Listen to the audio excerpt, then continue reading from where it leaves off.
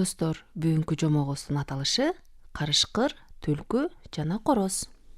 Жомок Бердикожо Бийназаровдун Бөбөк сенин жомогуңдан алынды. Илгери өткөн бир заманда чытырман токойдун ичинде карышкыр менен түлкү жашаган экен. Экөө абдан катуу дос болуп, дайыма бирге тамак таап жеп, ынтымакта жашап турушуптур. Бир күнү түлкү токойдун четинде жашаган Абышка менен кемпирдин короосуна кирип, алардын корозун уурдап келип, карышкыр досуна айтат: "Карышкыр досум, бүгүнкү кечки тамакка мен короз алып келдим. Экөөбүз эми катуу тоебуз", дейт. Курсагы ачкы болгон карышкыр бул сөздү укканда абдан сүйүнөт да кечтин киришин күтөт.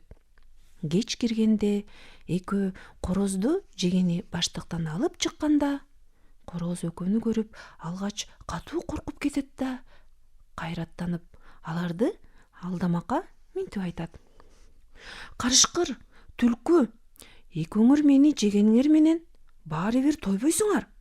Андан көрө бирөөңөр оозуңарды ачкыла, мен өзүм чуркап келип кирип кетем.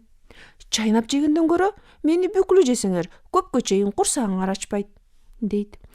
Бул сөздү укканда карышкыр ойлонуп көрүп, сунушуна макул болот. Анткени короз айткандай, аны жеген менен тойбосун билет. Бирок түлкү каршы чыгат: "Жок короз, биз сени тең бөлүп жешибиз керек. Тойбой калсак, кайра барып Абышка менен кемпирдин тоокторунан бир-экини алып келе калам. Анын эмнеси бар экен?"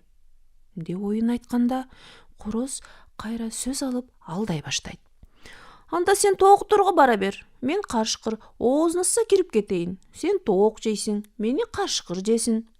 Бул сунушка карышкыр макул болуп, корозду баштыктан чыгарып бош коет.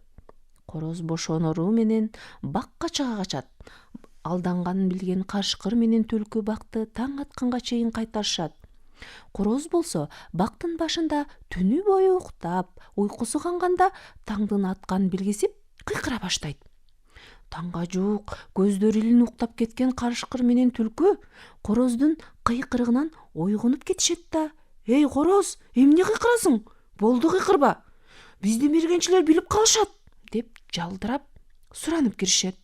Короз ан сайын үнүн катуу чыгарып кыйкыра берет. Абышка жоголгон корозунун үнүн угуп, мергенчилерге айтат. Мергенчилер мылтыктары менен короз кыйкырган жакка жакын келип, бактын түбүндө отурган карышкыр менен түлкүнү көрүп, акырын келип экөөнү тең атышат. Ок тийген экөө жарадар болуп, эптеп качып кутулуп кетишет.